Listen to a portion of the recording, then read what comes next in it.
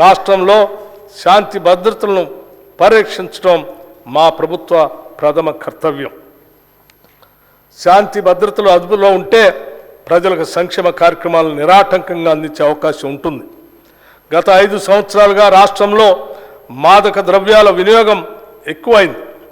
ఎంతోమంది యువతీ యువకులు మాదక ద్రవ్యాలకు బానిసలుగా మారుతున్నారు. ఇది ఏమాత్రం ఉపేక్షించే అంశం కాదు. అందుకే రాష్ట్రంలో మాదక ద్రవ్యాల అక్రమ రవాణాపై ఉక్కుపాదం మోపుతున్నాం.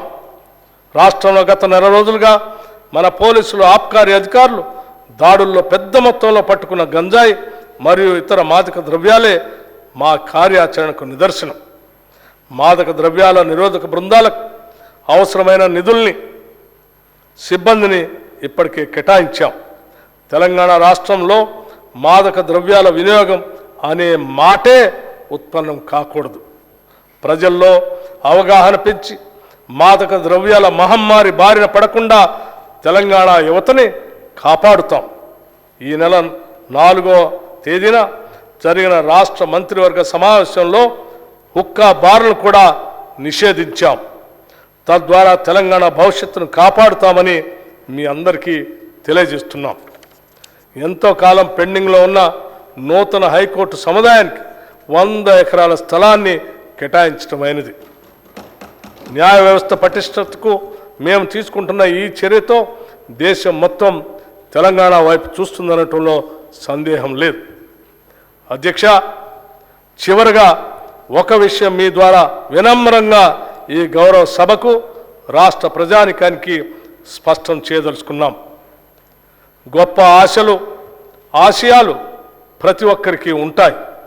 కానీ వాటిని నెరవేర్చుకునే ధైర్యం, కష్టపడే తత్వం మరియు నైతిక విలువలతో కూడిన నిబద్ధత ఉన్నప్పుడే ఈ ఆశయాలు సాకారం అవుతాయి. ఇవన్నీ కూడా మా ప్రభుత్వానికి ఉన్నాయి.